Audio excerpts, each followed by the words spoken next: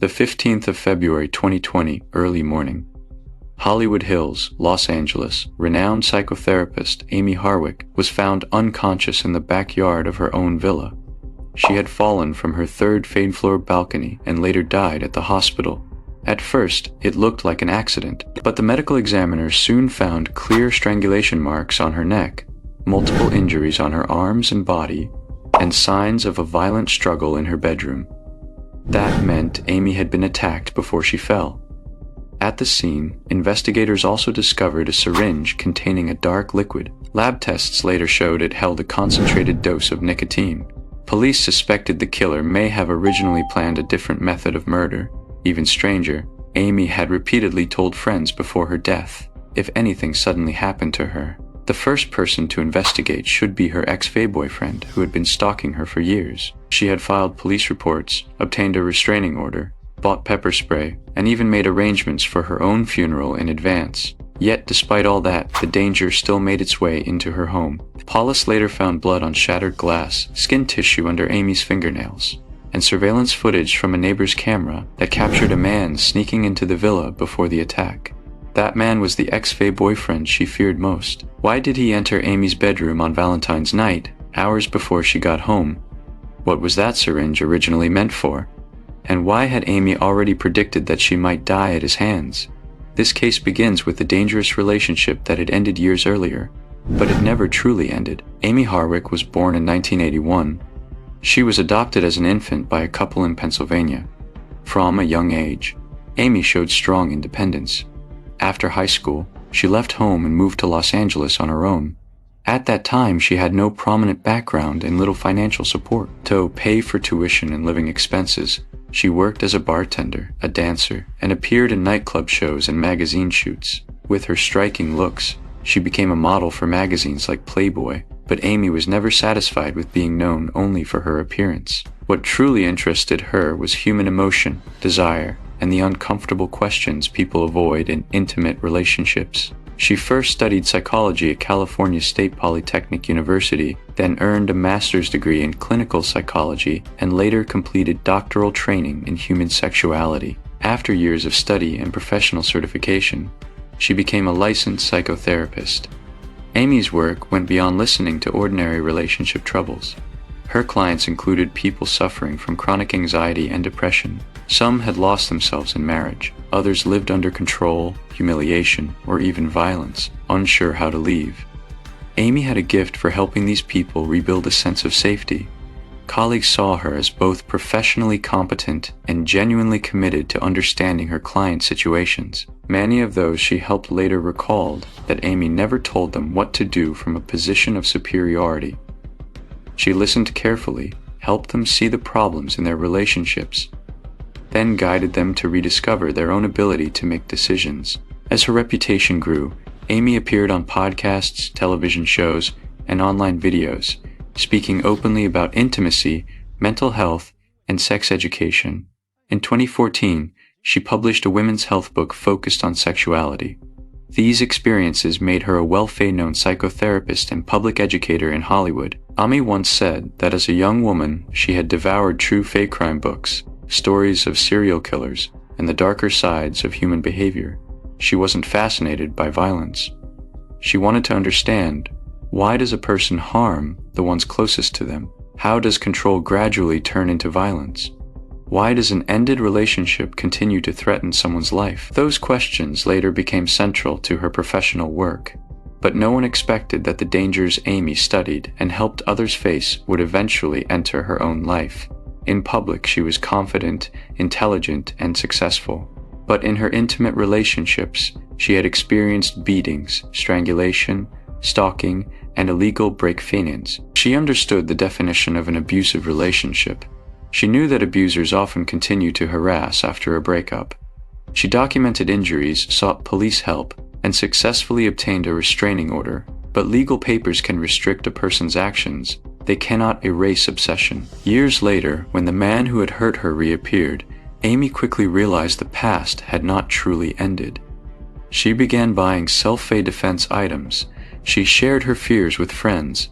She even warned those close to her that if anything happened, They should start their investigation with one person. A specialist in identifying danger had clearly identified her own threat, but she still underestimated one thing: her ex-boyfriend, who had been separated from her for years, had never considered the relationship truly over. To understand why he would re-enter Amy's life years later, we have to go back to when they first met. Around 2009, Amy met photographer Gareth at a social event. Gareth had originally worked in software, but later turned to photography and moved into Los Angeles' fashion and entertainment circles. When they first met, he came across as gentle, attentive, and genuinely admiring of Amy. One was a model in front of the camera, the other was the photographer behind it. Two outsiders, they shared similar interests and a common social circle. Their relationship seemed to develop naturally, but as time passed, Gareth began to show a strong, controlling streak. He would become angry when Amy interacted with others.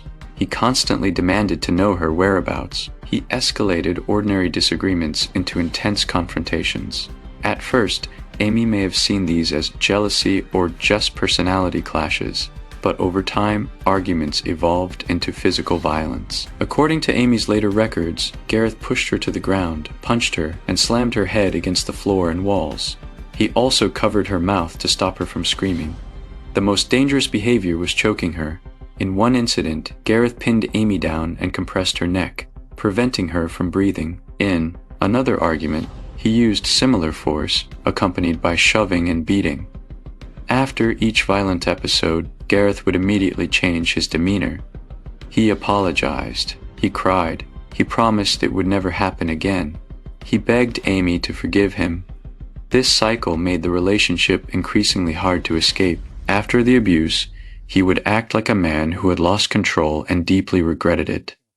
But once Amy let her guard down, the same thing happened again. In 2011, Amy finally called the police.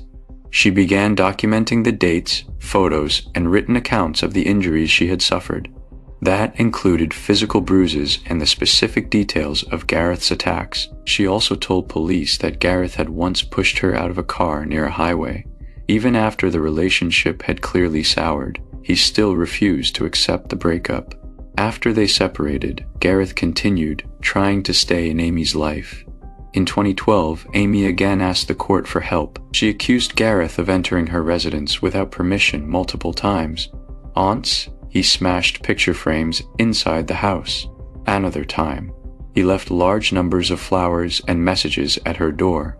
On their own, those actions might be misinterpreted as romantic gestures, but for someone who had suffered his violence, they meant that he could still get close to her home and had no respect for the boundaries she had clearly set. Amy eventually obtained a restraining order against Gareth. The court prohibited him from approaching or harassing her for a specified period. That order remained in effect until 2015. While it was active, direct contact between them gradually decreased. Amy began rebuilding her life. She continued her education, grew her practice, published a book, entered new social circles and new relationships. On the surface, Gareth seemed to have withdrawn from her life. But after the restraining order expired, unexplained things started happening. Amy found evidence that someone had been in her home. Files were deleted from her computer. Anonymous attacks against her began appearing online. Private photos were sent to professional contacts in an attempt to damage her reputation. Amy suspected Gareth was behind these acts because he knew her history and he knew what kind of information would hurt her most. But suspicion is not evidence. Unable to confirm the identity behind these actions, she could only increase her precautions. Those experiences also made Amy understand that Gareth's fixation had not faded with the years of no contact. He didn't necessarily show up every day. He didn't always make open threats. But if something triggered his attention again, the violence of the past could be reawakened. In January 2020, that trigger appeared. At an industry awards event in Los Angeles, Amy unexpectedly ran into Gareth. They had not seen each other face-to-face for about 8 years. Amy assumed that time had put everything to rest, but when Gareth saw her, he instantly lost control. He collapsed on the floor, sobbing, and then accused her in front of others. "You ruined my life." In that moment, Amy realized she had moved forward for years. But the man in front of her was still living in that long fanned relationship, and after that chance encounter, Gareth's calls and harassment escalated rapidly. On the 16th of January, 2020, Amy attended an industry awards ceremony in Los Angeles. That day, she was just going about her usual routine, walking the red carpet and catching up with colleagues, but in the crowd, she unexpectedly spotted someone she hadn't seen in 8 years: Gareth. Amy hadn't expected him to be there. Even less did she expect his reaction when he saw her. Gareth first fell to the floor crying, then began loudly blaming Amy, claiming she had destroyed his life. People nearby had no idea what had happened between them. They only saw a tall man losing control while Amy stood nearby, trying to calm him down. She didn't leave immediately, perhaps out of professional habit, or perhaps because she feared that abruptly walking away would make things worse. Amy stayed and talked with Gareth for a long time. She tried to soothe him and help him accept that their relationship was over. About an hour later, Amy finally left, but that accidental reunion did not give Gareth the closure he claimed to want. On the contrary, it was like reopening a door that had been shut for years. Afterward, he began contacting Amy frequently. Phone calls, voicemails, and text messages came in rapid succession. Gareth said he had many things he needed to tell her, wanted another chance, and hoped to talk about the past. Amy did not agree. She knew clearly that their problems had never been an ordinary breakup, nor a misunderstanding that could be resolved over a single conversation. She had suffered violence. She had used the legal system to tell Gareth to stay away. So the more he tried to reach her, the more uneasy she became. Amy started telling friends about the situation. She bought pepper spray and carried it with her. When she went out, she shared her itinerary with people she trusted. She also enabled location sharing on her phone so friends could see where she was. These were not signs of paranoia. They were Amy's recognition that Gareth's emotional state might be spiraling. She even told friends explicitly, "If something happens to me, Gareth should be the first one investigated." At first, those around her didn't fully grasp the weight of those words. Some thought Amy was just shaken by the awkward reunion. Others believed that if she ignored his calls and refused to see him, things would eventually calm down. But Amy's fear didn't fade. She knew that his loss of control wasn't sudden. The danger came from years of accumulated resentment, possessiveness, and an inability to accept that the relationship had ended. She told friends that if she died, she wanted her parents to know what had happened. She also mentioned that she hoped for an open fake casket funeral and a proper headstone. At the time, friends found those comments overly dark. After all, Amy was still working, socializing, and had received no explicit death threat. But looking back, she wasn't casually talking about death. She was leaving warnings in her own way. Less than a month after that awards face ceremony reunion, Valentine's Day arrived. On the 14th of February, Amy had a full day planned with friends. They went hiking, had breakfast, and later attended a theater performance in the evening. She seemed in good spirits, taking photos, chatting, enjoying her life. No one knew that while she was out, someone else had already set his plan in motion. While Amy and her friends were celebrating Valentine's Day on the streets of Los Angeles, Gareth came to her villa. He didn't ring the doorbell. He didn't wait for Amy's permission. He smashed through glass, bypassed the normal entrance, and slipped inside. Then he went up to the third floor and entered her bedroom. That night, when Amy finished her evening and drove home alone, she had no idea that the man she feared most was already hiding in her room, waiting for her. And he had been there for hours. On the 14th of February 2020, Amy celebrated Valentine's Day with friends as she had in previous years. That morning, she went on a sunrise hike with a friend, followed by breakfast. In the evening, they attended a performance at a Los Angeles theater. After the show, some invited Amy to keep the evening going, but she didn't commit right away. Later, she joined a few friends for drinks at a hotel, chatting and laughing. Throughout the night, she seemed completely normal. She didn't mention anything unusual at home, nor did she know someone was approaching her residence. Meanwhile, Gareth had already made his way to the Hollywood Hills. He didn't enter through the front door. Instead, he broke through a window or door, cutting himself on the broken glass and leaving blood on the shards. Once inside, Gareth didn't leave. He avoided Amy's roommate, quietly climbed to the third floor, and entered her bedroom. From the time he broke in to the time Amy returned home, several hours passed. Police concluded this was no chance encounter or spur-faithement argument. Gareth knew Amy wasn't home. He chose to wait in her room for her return. Surveillance footage captured another telling detail. When Gareth approached the villa, he deliberately covered his face with his hand. The second time he passed a camera, he didn't fully hide it, and the lens caught his profile. If he had simply wanted to talk, there was no need to break glass, avoid cameras, or enter her bedroom without her knowledge. Around 1 a.m., Amy finished her evening and drove home alone. At 1:02 a.m., she sent a friend a text asking about photos taken earlier that day. That was her last message. When she got home, Amy went up to the 3rd floor. She opened the door and saw a person who should not have been there. Gareth had been waiting inside for a long time. What they said to each other at first, no one else heard. But within minutes, Amy's roommate downstairs heard screams, followed by the sound of furniture being knocked over and a violent struggle. Amy did not give in without a fight. She scratched Gareth during the struggle, leaving his skin tissue under her fingernails. Objects in the room were overturned. A necklace broke as it was pulled. According to the medical examiner, Gareth again attacked Amy's neck. This was nearly identical to the way he had hurt her years earlier. He choked her with his hands until she gradually couldn't breathe. Dark bruises appeared on her neck. Blood vessels burst around her eyes, and her arms and body showed defensive wounds. The roommate Michael lived on the ground floor, hearing the commotion. He didn't know how many intruders were upstairs, or whether they were armed, so he didn't rush up. He first shouted loudly from below, hoping to startle the attacker, but the noise continued. Michael wanted to call 911, but he couldn't find his phone right away. He ran out of the house to ask a neighbor for help.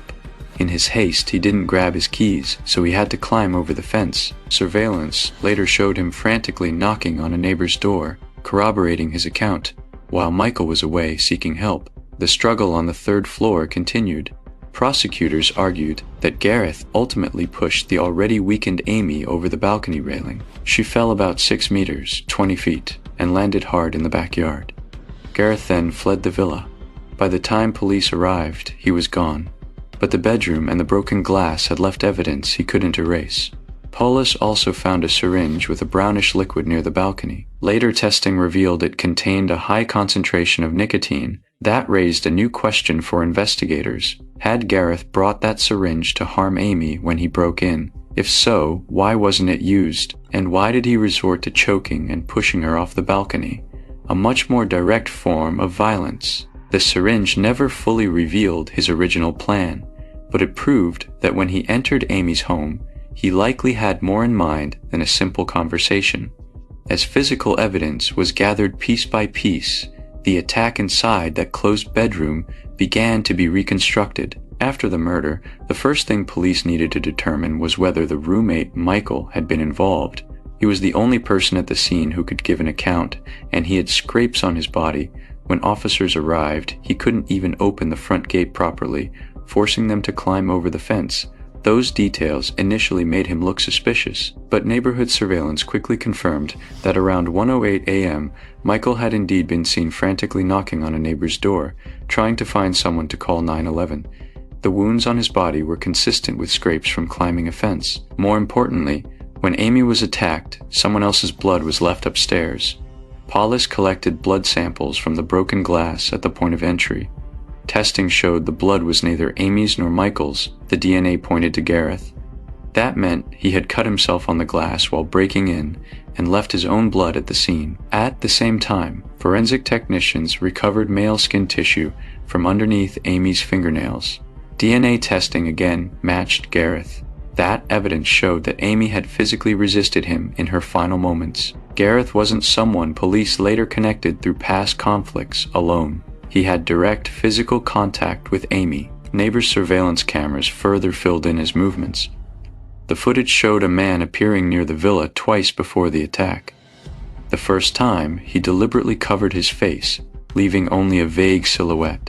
But the second time, he didn't avoid the lens completely. From his profile, build, and gait, police identified the man as Gareth. 3 sets of evidence emerged simultaneously: blood on the broken glass, skin tissue under Amy's fingernails, and surveillance footage of him approaching the residence, police had more than enough reason to arrest him. On the 15th of February at 4:30 p.m., less than a day after Amy's murder, Gareth was taken into custody by police and federal agents.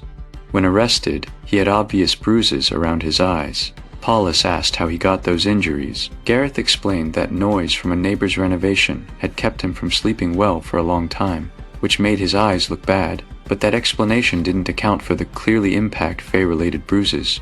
When told about Amy's death, he claimed he had stayed home all day, never gone to the Hollywood Hills, and knew nothing about what had happened. That lie didn't last long. Police didn't reveal all the evidence to him immediately. Instead, they searched his residence. There, investigators found syringes similar to the one at the crime scene, along with related items. Testing showed the syringes contained high concentration nicotine. Nicotine is usually associated with cigarettes, but at high enough concentrations and introduced into the body through certain methods, it can cause severe poisoning and even rapid death. That explained why the syringe had been found near Amy's bedroom. Police suspected that before entering the villa, Gareth had already prepared a more subtle means of harm, but because Amy came home unexpectedly, fought back fiercely, or because the situation didn't unfold as he planned, the original plan was abandoned, and the conflict escalated into a direct attack. That remained an inference based on the evidence. Exactly how the syringe was meant to be used, Gareth never credibly explained. Still, one thing was hard to deny. A person who just wanted to talk to an ex-girlfriend would not break into her house, would not cover security cameras, would not carry a syringe filled with a dangerous liquid, and would not wait for hours inside her bedroom. After Gareth was charged with murder, the court initially set his bail at $2 million. Surprisingly, the money was quickly paid, but that did not restore his freedom. As DNA, surveillance, and search evidence continued to mount, law enforcement took action again and arrested him. From that point on, the debate was no longer about whether Gareth had entered Amy's home. The real question became, before he broke in, had he already decided to hurt Amy? And to prove premeditation, prosecutors couldn't rely solely on a syringe. They also had to explain that this crime was not a sudden Valentine's night eruption.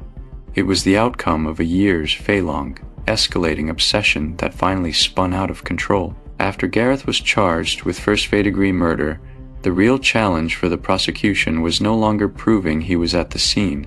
DNA and surveillance had settled that. What prosecutors had to answer now was, why did he enter Amy's home? Was her death an accident during a confrontation or a pre-Fateland attack? Gareth's explanation was simple. He admitted he still cared about Amy and acknowledged that the reunion at the awards ceremony had shaken him emotionally. But according to him, he went to the villa simply to talk. He wanted to explain things from the past and resolve the lingering tension between them. Yet that version had glaring holes from the start. If he just wanted to talk, he could have called. He could have texted. He could have asked to meet in a public place. Even if Amy refused, he had no right to enter her home.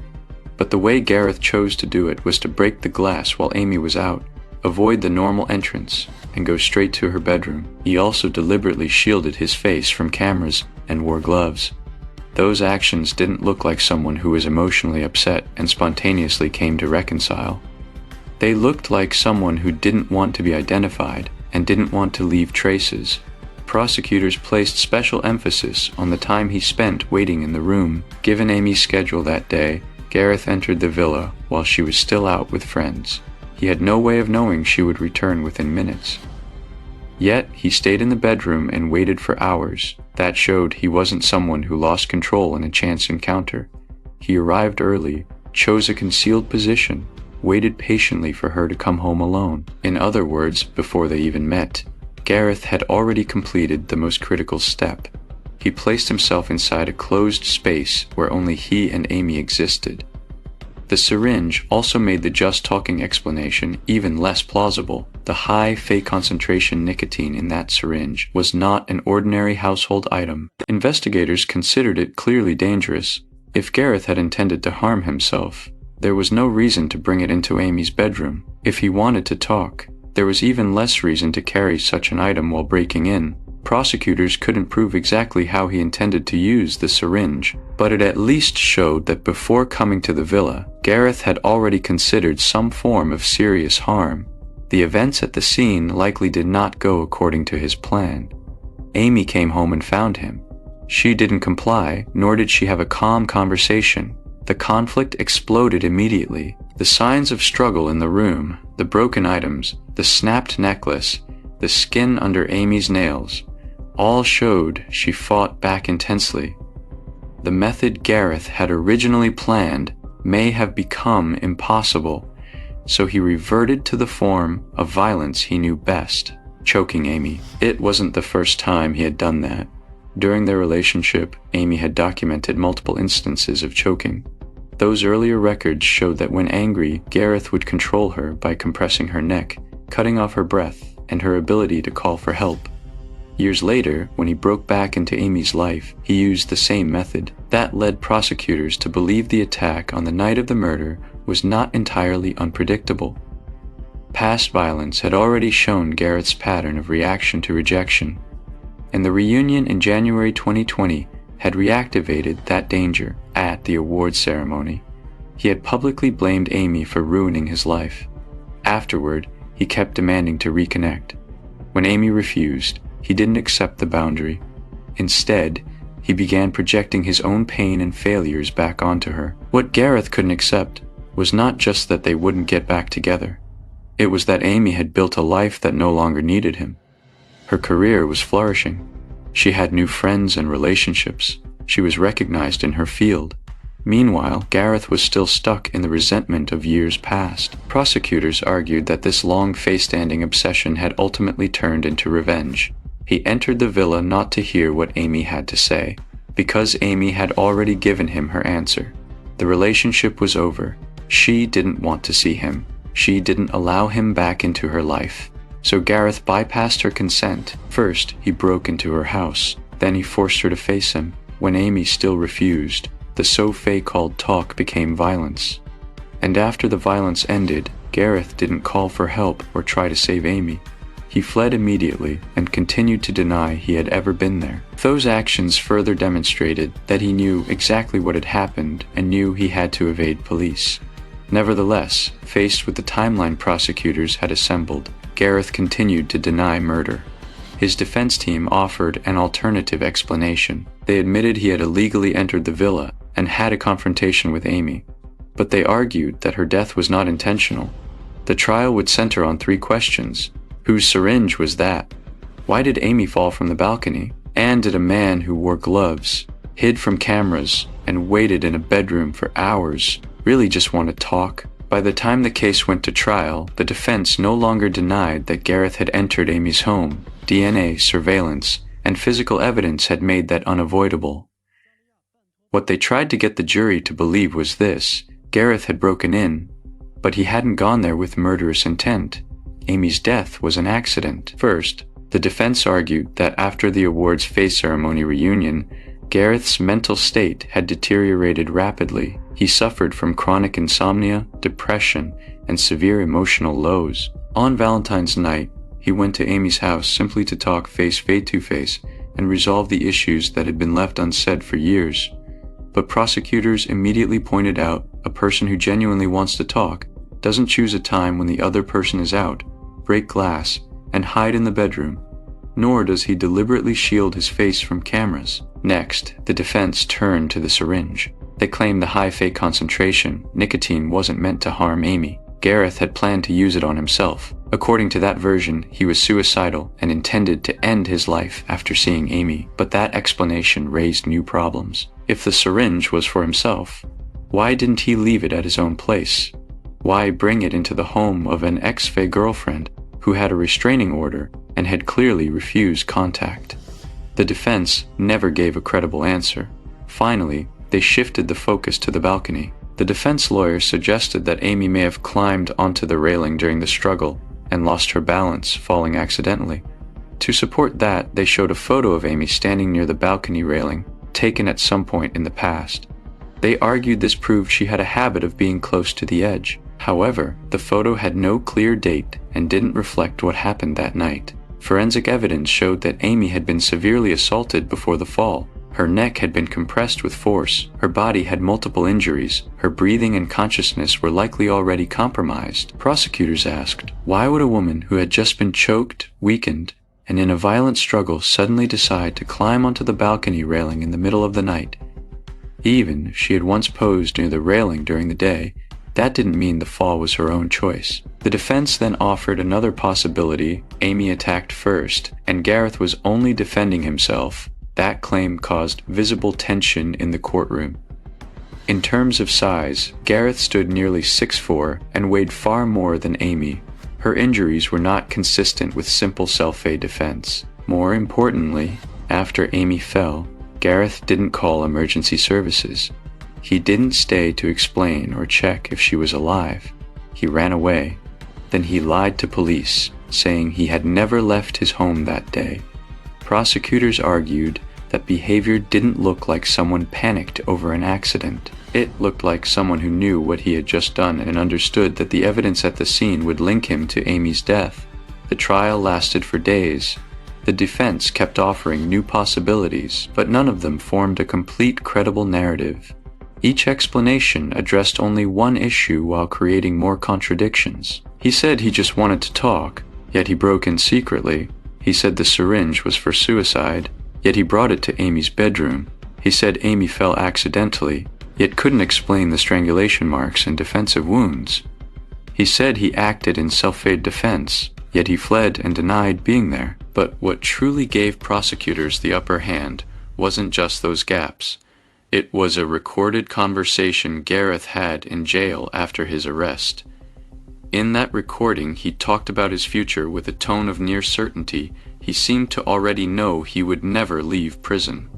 To prosecutors, that didn't sound like a man who believed he had been caught up in an accident. It sounded like a man who knew the truth, yet still refused to admit it. And as the trial neared its end, the prosecution presented another piece of evidence. It was an email Amy had written before she died. It contained no vague suspicions or after-fact recollections. It was her own words, documenting the danger she had sensed. Late in the trial, prosecutors introduced an email Amy had written while she was alive.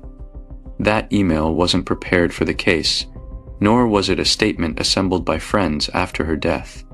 It recorded Amy's most immediate, raw feelings at the time. In the email, she mentioned that Gareth had suddenly come up behind her, making strange noises that left her tense and afraid. More importantly, Amy wrote explicitly, Gareth had been obsessed with her for years. He had long focused his attention on her. She feared that obsession would eventually turn into harm. That email showed the jury that the danger before the murder hadn't come out of nowhere. Amy's fear of Gareth had a clear factual basis. During their relationship, he had beaten her, choked her, and repeatedly crossed boundaries after the breakup. Years later, the reunion didn't make him let go. Instead, he once again blamed Amy for his own pain, anger, and failures in life. Prosecutors argued that was the key to understanding the motive. Gareth didn't lose control over a single argument. He had long been unable to accept that Amy ended the relationship, and even less able to accept that she had continued living without him. When phone calls, messages, and emotional pressure couldn't make Amy respond to him, he chose the most extreme path: break into her home, wait for her to return alone, force her to face him again. Prosecutors also played for the jury a recorded phone call Gareth made from jail to an acquaintance after his arrest. On that recording, he spoke about his future with unusual pessimism. He seemed to have already accepted that he would never leave prison. The defense said that was just his reaction to the strength of the evidence against him, not proof of murder. But prosecutors countered that a person who believed he was merely involved in an accident would usually insist there was still room for explanation. Gareth, however, seemed fully aware that what he faced was not a misunderstanding. As the trial drew to a close, all the evidence was placed on a single timeline. Before the attack, he had broken down at a public event, blaming Amy for ruining his life. Afterward, he tried repeatedly to contact her. On Valentine's night, he brought gloves and a dangerous liquid, smashed his way into the villa. He covered his face from cameras and waited in the bedroom for hours. When Amy came home, a violent struggle took place. Her fingernails held his skin tissue. His blood was on the shattered glass. Her neck bore bruises consistent with the choking he had used before. After she fell, he didn't call for help. He fled. And when arrested, he lied, saying he had never been to Amy's house. In closing arguments, prosecutors told the jury, "This case does not depend on any one speculative theory." Even setting aside the exact purpose of the syringe, the other evidence was enough to prove that Gareth had not entered the villa for a peaceful conversation. Every action he took was designed to avoid Amy's consent, and to avoid being seen. What remained uncertain was only what method of attack he had originally planned in that bedroom, but the final outcome was unmistakable. Amy was attacked inside her own room. She fought desperately. Then she fell from her third floor balcony, killed by the very man she had warned her friends about. Amy's email couldn't protect her, but after she was no longer able to speak for herself, it became her most important testimony. She knew where the danger came from, and she had tried hard to make others believe that danger was real. Now the jury had to decide, was Gareth's act an outfay of fake control accident, or a premeditated murder? After 10 days of trial, the case finally went to the jury. What lay before them was not a blurry fall from a balcony. Gareth's blood was on the broken glass. His skin tissue was under Amy's fingernails. Surveillance caught him deliberately shielding his face as he approached the villa. At the scene, there were gloves, a syringe, and a complete timeline of hours spent waiting. Most importantly, Amy's injuries proved she had been violently attacked before the fall. These pieces of evidence, independent yet all pointing to the same conclusion. Gareth had not happened to be there. He hadn't broken in for a simple conversation. The jury found Gareth guilty of both murder and burglary. When the verdict was read, he still did not admit to killing Amy.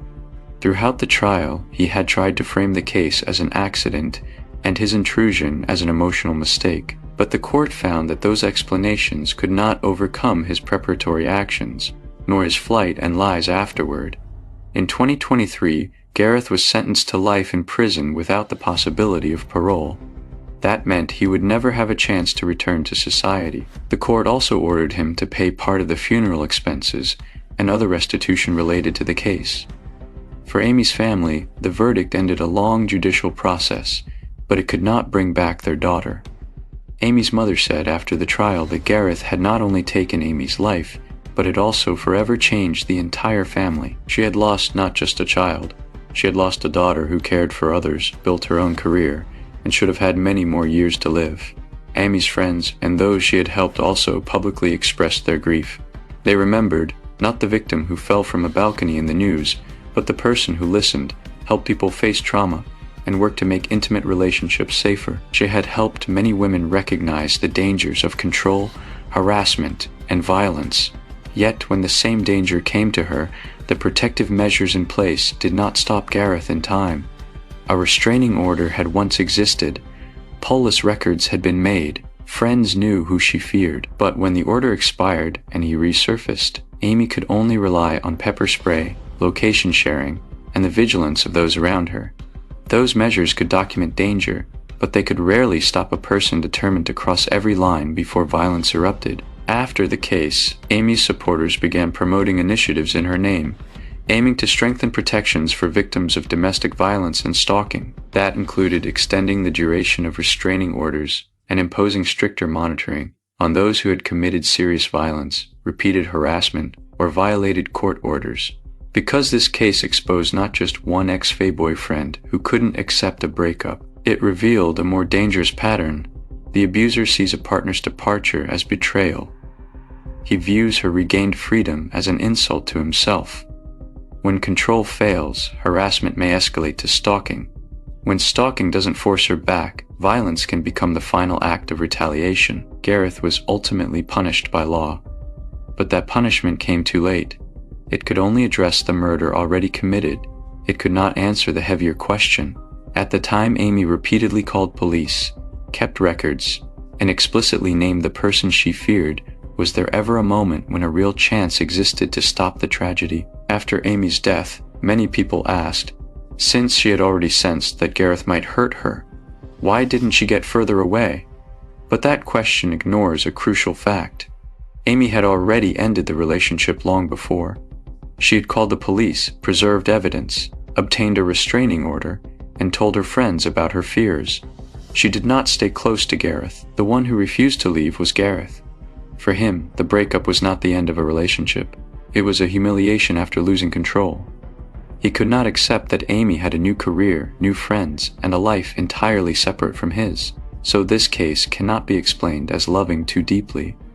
Shattering windows and doors is not love. Months of harassment is not love. Repeatedly ignoring a no and secretly breaking into a home is not love. At the core of those actions was never affection, it was possession. Amy was a therapist who specialized in intimate relationships. She knew how to recognize violence and understood that she should seek outside help. But professional knowledge could only help her spot danger earlier. It could not control another person's choices. On Valentine's night, Gareth crossed every boundary she had set. He had no permission. He didn't accept rejection. He showed no respect for the fact that the relationship was long over. In the end, he turned his own unresolved rage into harm against Amy. The court closed the case with a sentence of life in prison.